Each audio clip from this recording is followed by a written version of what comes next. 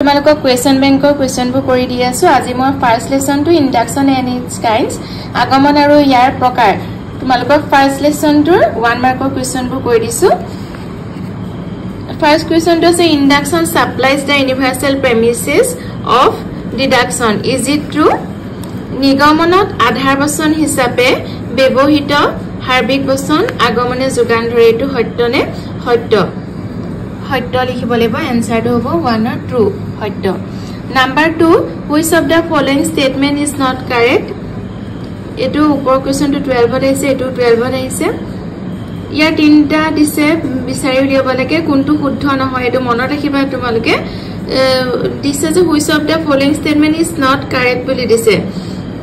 শুদ্ধ নহয় বুলি দিছে গতিকে ভুলটো বিচাৰি উলিয়াব লাগিব number 1 to deduction is concerned only with formal truth নিগমন অনুমান কেৱল আকাৰগত সত্যতাৰ লগত জড়িত induction is concerned only with material truth আগমন অনুমান কেৱল বস্তুগত সত্যতাৰ লগত জড়িত number 3 induction is concerned with both formal and material truth number 1 আৰু 3 টো শুদ্ধ হয় এটো কাৰেক্ট আনসাৰ হয় দুটা নাম্বাৰ 2 টো হৈছে এটো মানে ৰাইট আনসাৰ হ'ব তোৰ তোমালোকে 2 টো লিখিব লাগিব শুদ্ধ নহয় কোনটো সুধিছে গতিকে এটো লিখিব লাগিব কাৰণ আগমন অনুমান কেৱল বস্তুগত সত্যতাৰ লগত জড়িত নহয় আগমন অনুমান আকাৰগত আৰু বস্তুগত দুইটা সত্যতাৰ লগত জড়িত সেইকাৰণে তোৰ আনসাৰটো তোমালোকে লিখিব লাগিব 2 তোৰ বি কোৱেশ্চনটো আছে which of the following statement is correct ইয়াত সুধিছে কাৰেক্ট কোনটো নিম্নোক্ত কোনটো উক্তি শুদ্ধ বুলি সুধিছে এটো 16 ত আহিছে আগৰ দুটা 12 ত আহিছে এটো 16 ত আহিছে তিনিটা পৰা বিচাৰি উলিয়াব লাগে কোনটো শুদ্ধ হয় induction is concerned only with formal truth আগমন কেৱল আকাৰগত সত্যতাৰ লগত জড়িত number 2 induction is a process of generalization আগমন হৈছে এক সামান্যীকৰণৰ প্ৰণালী নাম্বাৰ 3 হৈছে the conclusion of an induction follows necessarily from its premises আগমনৰ সিদ্ধান্ত আশ্ববাক্যবোৰৰ পৰা অনিবাৰ্যভাৱে নিশ্চিত হয় ইয়াৰ আনসাৰ হ'ব 2 তোৰ বি আনসাৰটো হ'ব 2 তোৰ বি আনসাৰ তোমালোকে 2 লিখিব লাগিব কাৰণ আমি জানো যে induction is a process of generalization আগমন হৈছে এক সামান্যীকৰণৰ প্ৰণালী কাৰণ ইয়াত বিশেষৰ পৰা সামান্যলে যোৱা হয় পাৰ্টিকুলাৰ টু জেনাৰেললে আমি যাও number 3 the conclusion of an unscientific induction is certain is it true অবৈজ্ঞানিক আগমনৰ সিদ্ধান্ত নিশ্চিত এটো সত্যনে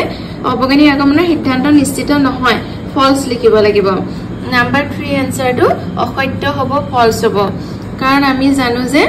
the conclusion of an unscientific induction is not certain because it is not based on law of causation অবৈজ্ঞানিক আগমনৰ সিদ্ধান্ত নিশ্চিত নহয় কাৰণ অবৈজ্ঞানিক আগমন কাৰ্যকাৰণ বিধিৰ ওপৰত প্ৰতিষ্ঠিত নহয় এটো 12 ত আহিছে আৰু বহুত বাৰ আহিছে কিন্তু এই question Number 4 the conclusion of an analogical argument is certain is it true হাদিশ্যমূলক যুক্তিৰ সিদ্ধান্ত নিশ্চিত কথাকৰ সত্যনে এটো ফলস হ'ব অসত্য হ'ব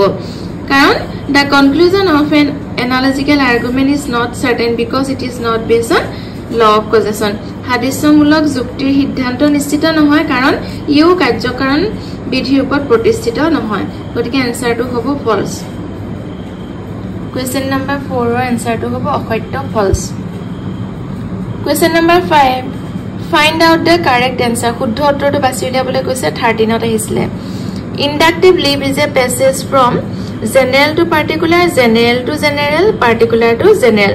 particular to particular আগমনাত্মক জাপ হল সামান্যৰ পৰা বিশেষ হলে সামান্যৰ পৰা সামান্যলে বিশেষৰ পৰা সামান্যলে বিশেষৰ পৰা বিশেষলৈ যোৱাৰ পথ অবলিক দিছে কাৰেক্ট আনসাৰটো বিচাৰি উলিয়াব লাগে এটো হ'ব পাৰ্টিকুলাৰ টু জেনাৰেল মানে বিশেষৰ পৰা সামান্যলে যোৱাৰ প্ৰক্ৰিয়াকে কোৱা হয় ইন্ডাকটিভ লিপ বা আগমনাত্মক জাপ গতিকে আনসাৰটো হ'ব 5 ৰ বিশেষৰ পৰা সামান্যলে particular to general Question number 6 In an inductive inference the conclusion follows necessarily from the premises is it false আগমনত আশ্ববাক্যৰ পৰা অনিবাৰ্যভাৱে সিদ্ধান্ত নিশ্চিত হয় এটো সত্যনে এটো অসত্য হ'ব এটো অসত্যনে সুধিছে অসত্য হ'ব ফলস হ'ব এটো 14 ত আহিছিল Number 7 find out the correct answer শুদ্ধ উত্তৰ বাছি উলিওৱা In analogy we pass from particular to general particular to particular general to particular general to general হাদিশ্যমূলক অনুমানত আমি বিশেষৰ পৰা সামান্যলৈ বিশেষৰ পৰা বিশেষলৈ সামান্যৰ পৰা বিশেষলৈ সামান্যৰ পৰা সামান্যলৈ গতি কৰো ইয়াত আনসাৰ হ'ব শুদ্ধ আনসাৰটো আমি পাৰ্টিকুলাৰ টু পাৰ্টিকুলাৰ যাও বিশেষৰ পৰা বিশেষলৈ যাও এনালজিক্যাল আৰ্গুমেন্টত কোৱেশ্চন নম্বৰ 7 ৰ আনসাৰটো হ'ব বিশেষৰ পৰা বিশেষলৈ গতি কৰো particular to particular Question number 8. In which of the following kinds of induction there is no inductive leap? নিম্নোক্ত আগমনৰ প্ৰকাৰসমূহ কোনটোত আগমনাত্মক জাপ নাথাকে সুধিছে এটো 14ত আহিছিলে থাকে সুধা নাই নাথাকে বুলি সুধিছে There is no inductive leap 1 2 3 4 সাইডে দিছে scientific induction analogy perfect induction unscientific induction বৈজ্ঞানিক আগমন হাদিশ্যমূলক অনুমান এটো পূৰ্ব হৈছে পূৰ্ণ আগমন হ'ব আৰু এটো হৈছে অবৈজ্ঞানিক আগমন আমি জানো যে প্ৰকৃত আগমনৰ ভাগ তিনিটা প্ৰকৃত আগমনত আগমনাত্মক জাপ থাকে বৈজ্ঞানিক আৰু হাদিশ্যমূলক আৰু অবৈজ্ঞানিক আগমন এই তিনিটা হৈছে প্ৰকৃত আগমন induction proper scientific induction analogy আৰু আনসাইন্টিফিক ইন্ডাকশন গতিকে আনসাৰ হ'ব আগমনাত্মক জাপ নাথাকে ইন্ডাকটিভ লিপ নাথাকে পাৰফেক্ট ইন্ডাকশনত পূৰ্ণ আগমন 8 ৰ কোৱেশ্চন নম্বৰ 8 ৰ আনসাৰটো হ'ব নম্বৰ 3 এটাৰ আনসাৰটো হ'ব পূৰ্ণ আগমন perfect induction Question number 8b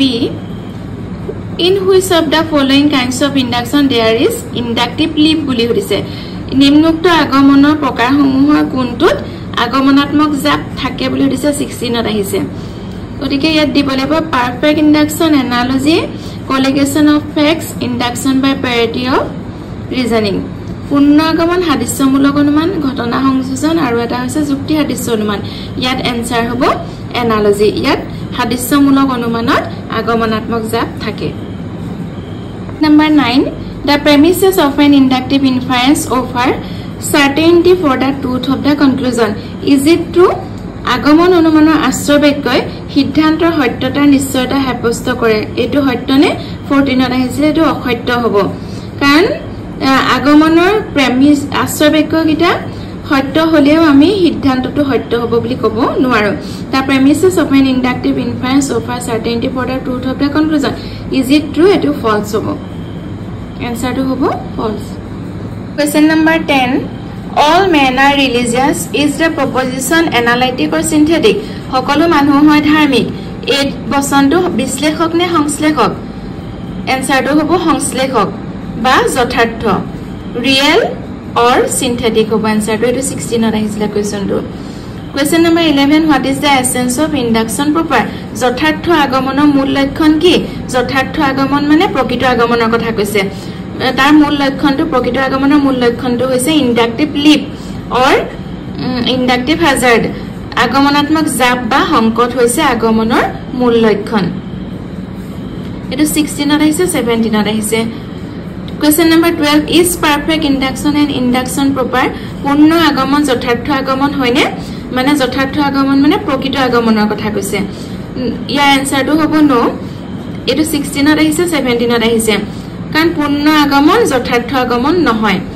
Question number 13 What is the ground of analogy হাদিশ্য অনুমানৰ ভিত্তি কি হাদিশ্য অনুমানৰ ভিত্তি হৈছে হাদিশ্য জ্ঞান ইয়াৰ আনসাৰটো হ'ব What is the ground of analogy The ground of analogy is resemblance or similarity 16 or 17ত আহিছে কোৱেশ্চনটো Question number 13 ৰ আনসাৰটো হ'ব হাদিশ্য জ্ঞান similarity or resemblance Question number 14 What is induction improperly so called তথাকথিত আগমন বা আগমনাভাস কাক বোলে এটো 18ত আহিছিল কোৱেশ্চনটো Induction improperly so called definition to hoise induction improperly so called is that type of induction where there is no inductive leap তথাকথিত আগমন বা আগমনাভাসৰ কাক বলে তো লিখিব লাগিব তোমালোকে এনেকে যি আগমনত আগমনৰ মূল লক্ষণ আগমনাত্মক জাপটো নাথাকে অৰ্থাৎ যি আগমনত বিশেষ বিশেষ বস্তু বা ঘটনা সম্বন্ধৰ জ্ঞানৰ ভিত্তিত হে জাতীয় সকলো বস্তু বা ঘটনা সম্বন্ধে সামান্য সম্বন্ধৰ জ্ঞানত জ্ঞাত সত্যৰ ভিত্তিত অজ্ঞাত সত্যত উপনীত হোৱা নাযায় তাক তথাকথিত আগমন বা আগমনাভাস বুলি কোৱা হয় তোমালোকে একন লিখি দিলো এনসাৰটো ওলাই যায় যি আগমনত আগমনৰ মূল লক্ষণ আগমনাত্মক জাপটো নাথাকে তাকে তথাকথিত আগমন বা আগমনাভাস বোলে